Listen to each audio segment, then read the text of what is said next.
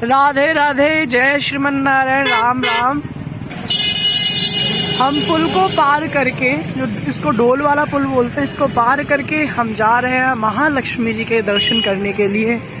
जो महालक्ष्मी वृंदावन से कुछ ही दूरी पर, करीब 7 से 8 किलोमीटर दूरी पर एक बेलवन गांव में एक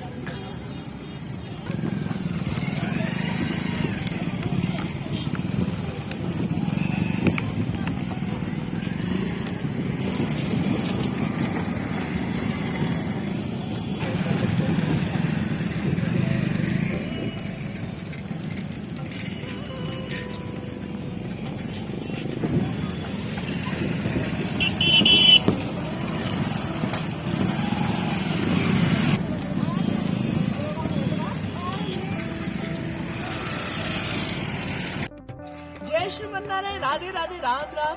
मेरे वृंदावन उत्सव चैनल में आप सभी का स्वागत है। आज मैं आपको लेकर आया हूँ एक ऐसे स्थान पर जहाँ आज भी महालक्ष्मी जी करती है तपस्या।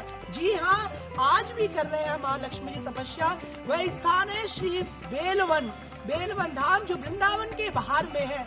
और कहते हैं कि जब वृंदावन में महाराज जब लाल जी कर रहे थे, तो उसी समय जब कन्हैया ने बंसी बजाई, तो वह बंसी की आवाज वैकुंठ लोक में पहुंची, जहां श्री महालक्ष्मी जी ने वह बंसी की आवाज सुनी और नारायण से पूछा, हे नारायण, ये बताइए बंसी की आवाज कहाँ से आ रही है। तब नारायण ने बताया कि ये बंसी की आवाज वृंदावन धाम के क्षेत्र से, वृंदावन धाम से, जहाँ पर 8 साल के कन्हैया महाराज कर रहे हैं, वहीं से ये बंसी की आवाज सुनाई पड़ रही है। तो इतने में लक्ष्मी जी बोल पड़े कि अब मैं भी वृंदावन जाऊंगी।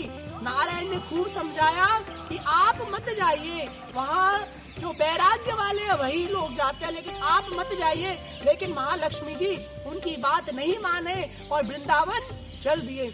जब ही श्री राधा रानी जी को जब पता चला कि वैकुंठ से महालक्ष्मी जी पधार रहे हैं, तब उन्होंने श्याम सुंदर से कहा, हे श्याम सुंदर, आपको कुछ पता है कि वैकुंठ से महालक्ष्मी जी आ रहे हैं? यदि वे वृंदावन में आ गए, वृंदावन में घुस गए, तो उनको वैराग्य हो जाएगा। यदि उनको वैराग्य हो गया तो सृष्टि किस प्रकार चलेगी, कैसे चलेगी? हे श्याम सुंदर, आप कैसे भी करके महालक्ष्मी जी को रोकिए, वृंदावन में मत घुसने दीजिए। इतना ही सुनते ही श्री कन्हैया वृंदावन के बाहर में जाके खड़े हो गए और महालक्ष्मी जी को रोक दिया। जब महालक्ष्मी जी को रोका, लक्ष्मी जी ने पूछा, आप कौन हो? तो वो बताए कि मैं कन्हैया हूँ, मैं लाला हूँ यहाँ का, मैं ब्रज का, और मैं कृष्णा हूँ। बोले मेरे को वृंदावन में जाना है। बोले आप वृंदावन में नहीं जा सकते। बोले क्यों नहीं जा सकती वृंदावन में? मैं विष्णु पत्नी हूँ, वैकुंठ की स्वामी हूँ, और मैं ऐश्वर्य की देवी हूँ, और मैं कितनी सुंदर हूँ, मैं जा सकती हूँ। बोले नहीं जा सकते हो। क्यों नहीं जा सकते? क्या मैं स्त्री नहीं हूँ? कन्हैया बोले पर लेकिन आप नहीं जा सकते। तो बोलते क्यों नहीं जा सकती? आपको पता है यहाँ की जो गोपियाँ है, वो गोबर उठाने वाली, वो महाराष्ट्र में जा सकती है, लेकिन मैं क्यों नहीं जा सकती?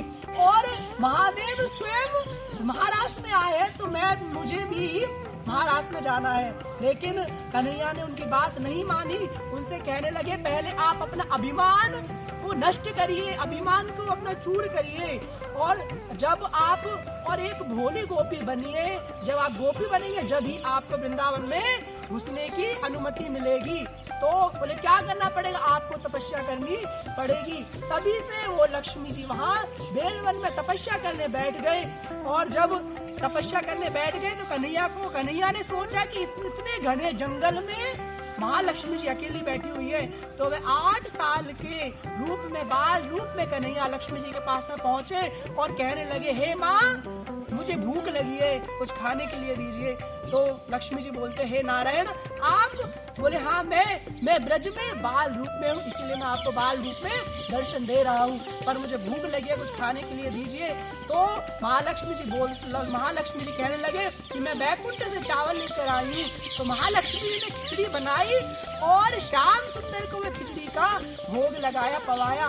तभी से और अब तक महालक्ष्मी जी को भोग खिचड़ी का लगता है और कन्हैया को भी खिचड़ी का भोग लगता है और बड़े धूमधाम से यह उत्सव मनाया जाता है। आइए मैं आपको वही दर्शन कराने के लिए लेकर आया हूँ बेलवन। आप सब वीडियो के अंत तक बने रहिएगा और महालक्ष्मी जी के दर्शन करते रहिएगा। जय श्रीमन नारायण, राधे राधे।